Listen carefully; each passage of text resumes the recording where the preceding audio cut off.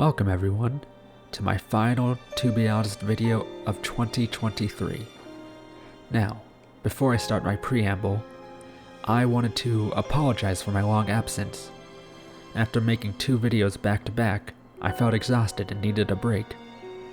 That break lasted for a couple of weeks, and once I was ready to start writing again, as you can see on the screen, I got a new baby. That's right, a Sony Trinitron CRT monitor. Oh man, the last time I had a CRT was, I believe, back in 08 or 09, and honestly, it's a lot better than I remembered. I spent so much time watching classic 4x3 anime and replaying retro and modern games on it.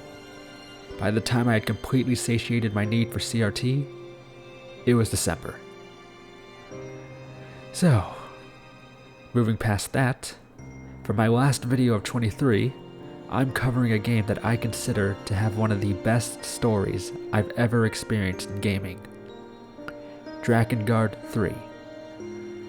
And like its younger game, Drakengard 1, who celebrated its 20th anniversary this year, Drakengard 3 is also celebrating a big anniversary. Releasing in Japan on December 19th, 2013, today marks its 10th anniversary. So, of course, as a big fan of Yoko Taro, I felt that I had to cover this game.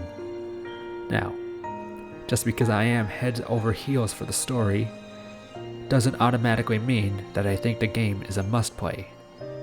When you truly love a game, you can admit its faults, and today, I'll be talking about those and more.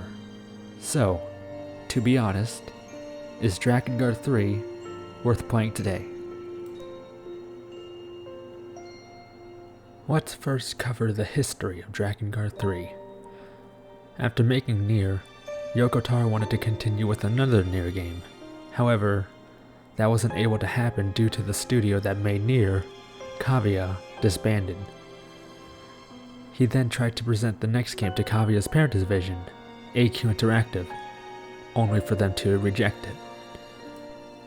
Takamasa Shiba, a person who not only co-conceived the original Drakengard, but helped and supported Yoko Taro with the game, pushed for Drakengard 3, and by some miracle, it was accepted.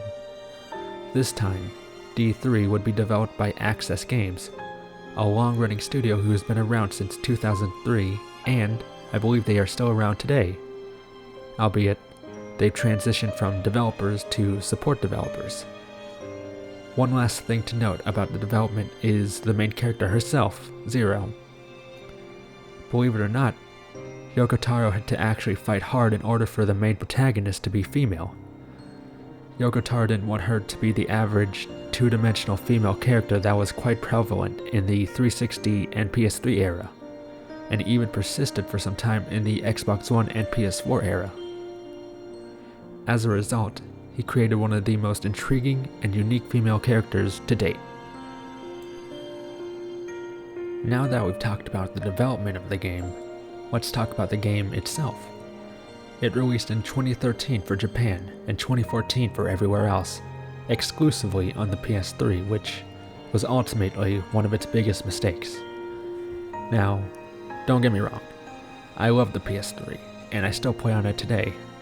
I'm currently replaying Lightning Returned and sweeping up some trophies, but that's a potential to be honest video for a different day. Point is, the PS3 is not a powerhouse.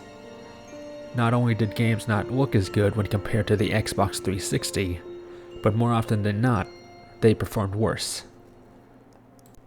The only downside that the 360 had was a lack of VSync, which resulted in a lot of tearing. Not to say that the PS3 didn't tear, it just had less tearing. Drakengard 3 unfortunately pushed the PS3 to its limits. The game suffered from obvious texture popping, long loading times, screen tearing, and a frame rate that could reach the max of 30 frames per second, but will often spend time below that, and even going as low as 15 frames per second. Of course, with better optimization from Access Games, the game could have potentially run better. However, we all know that the PS3 was a bitch to develop on, and so this was probably the best a smaller scale studio could do. Thankfully, the graphics aren't as bad as the performance. That isn't to say that they're good, just mildly better. Aside from the opening CG cutscene, character models are undoubtedly the best looking part of the game. Animation and facial expressions for these models were good for not only a PS3 game, but a game with an anime style. Each character's outfits were colorful and full of life. Character hair was especially good, going for an artistic style with large locks of hair, rather than a multitude of small individual strands. Mikhail and Gabriel, both dragons, have been richly detailed and complement the human models and environments as well. Speaking of environments though, the levels themselves range from passable to downright drab, which isn't great since you'll be revisiting these same levels many, many times over. Being a dark fantasy world, we have a forest level, a coast level, a cave level, a desert level, a mountain level, ruined city levels, etc, etc, etc. All of which sort of just meshes together to feel like the exact same levels with little to no variation. The biggest difference being that sometimes, in say the desert levels, you have to stay out of the sun or moonlight. Textures are passable for its time, but it borders on semi-ugly. However, I'm not entirely sure what it is about the environment looking drab and semi-ugly, just feels sort of right, especially when you understand the world and the characters. Oddly enough, if there ever were a remake or a remaster, I hope that the environments sort of look drab there as well. I don't know, it just feels right. I'm not sure how else to put it. It just, I like the environments despite their blandness. I really do. While the graphics can be hit or miss for a lot of folk, some come for the gameplay, so how is it? Well, it's complicated. Running around, walking around, fighting enemies on the ground or in the sky, all of it feels terrible due to the game's aforementioned performance. The game literally feels like someone has grabbed its neck and is choking it. No matter what you're doing, it's going to drop frames, introduce stutters, and tear the screen. If you can somehow stomach all of that, then the game is playable and combat isn't too bad, as long as you use the sword. The sword is the best of the 4 weapon types that you can use. It has decent range, good attack speed, and causes good damage. The other 3 weapons, on the other hand, spears, bracers, and chakras, are next to useless. The spear does moderate damage, but is difficult to use in practice. You move like a tank, and attack speed is slow. Bracers are for close quarters, and they're easy to use. They also strike really fast, but its damage output is significantly lower, turning enemies into sponges.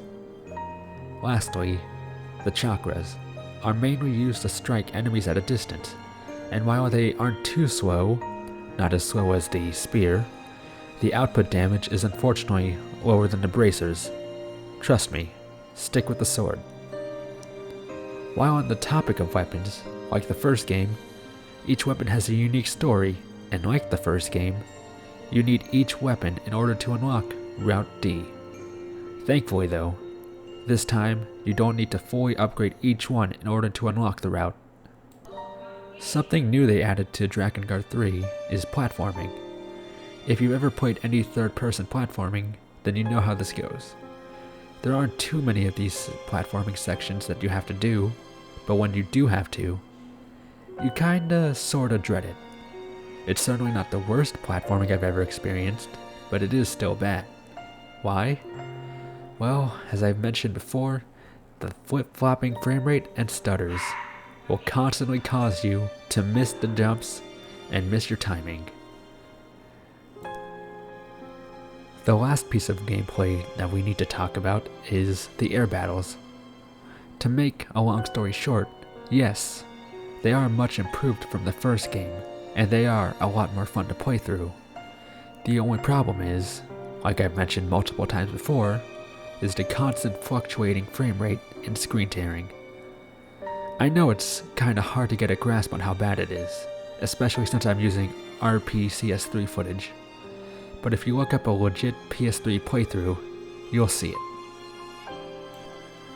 Next, let's talk about the audio for the game.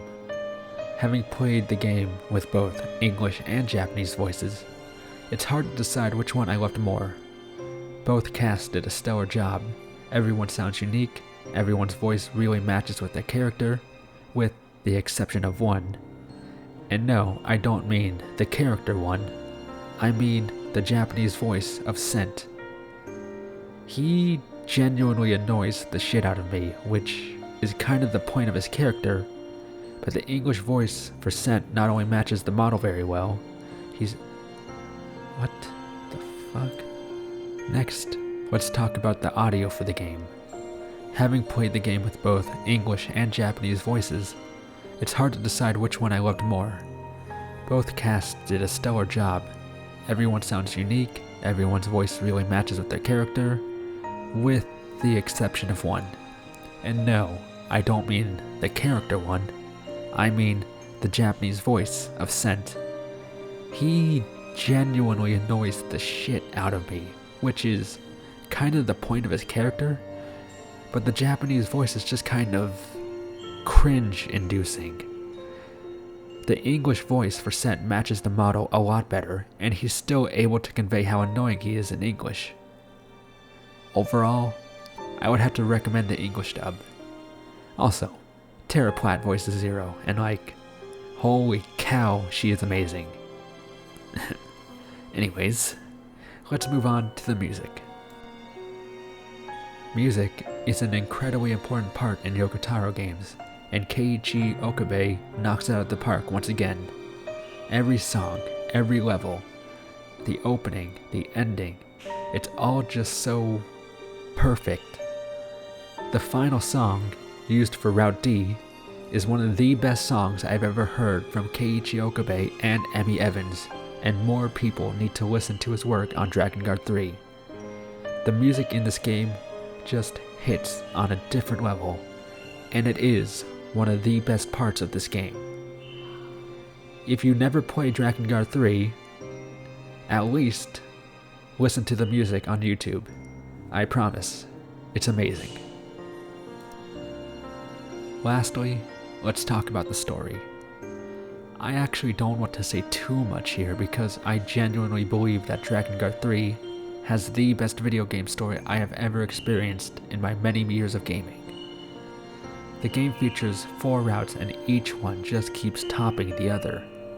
Each route is unique and each route will just break you in different sorts of ways. Also yes, unfortunately I will not be talking about the infamous Route D. If you're really curious, either look up a video or play the game yourself. Anyways, the characters themselves make the game incredibly enjoyable. Zero, my favorite, and also voiced by Tara Platt, is like no other female character in gaming, with the exception of Kaine, and remains as the most badass female character ever. And then you have Mikhail, our large dragon companion with the brain of a child. And then there's the Intoners, the Disciples, and more. Each one of them complement the story perfectly, and I always love hearing their bickering and snide comments during the gameplay and in cutscenes. I really can't say more, but what I can say is that this is a story that you are not prepared for. I wanted to thank Yoko Taro and Sawako Natori, apologies, for creating the best story of the Drakengard Nier universe yet. Alright, it's that time of the video where I tell you whether or not a game is worth playing today. But before that, I just wanted to thank everyone. My To Be Honest videos were a big experiment for me, and I am incredibly appreciative to everyone who's watched them. Now, let's get back to Drakengard 3. On the PS3, Drakengard 3 not only performs terribly, but looks incredibly dated. It has a unique look, but that doesn't change the fact that the environments and textures look pretty bad. Aerial combat has been much improved since the first game, as well as the ground combat, at least with the sword, but due to the game's wildly fluctuating performance, gameplay is clunky and unwieldy. The music, story, and characters are what will keep you playing, as they are the most gleaming parts of this blood-covered game. So, to be honest, is Drakengard 3 worth playing today? The answer is yes and no. If you own a capable PC and played on RPCS3, then yes, virtually every single problem is fixed, aside from the graphics. Playing Drakengard 3 at a nearly locked 60 FPS is a completely different experience compared to the PS3. Speaking of, if all you have is a PS3, then no.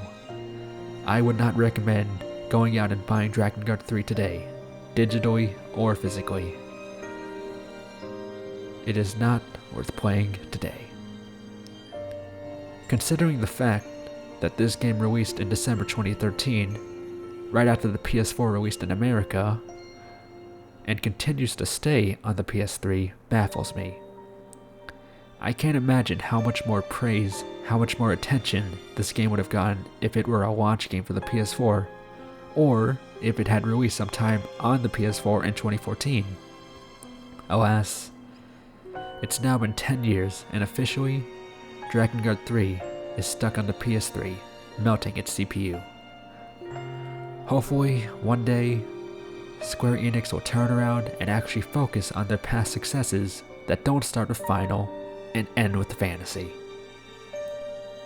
And with that, my last To Be Honest video of 2023 is finished. A little shorter than I expected it to be, but if you are a fan of Drakengard and want to re-experience it, I compilated and reorganized all of the cutscenes and upscaled each one of them to 4K 60 FPS. You can find that on my channel right now. Thank you once more to everyone who's watched my videos. Have a good holiday and a happy new year. Now, time to go play some Cyberpunk 2077 on my CRT.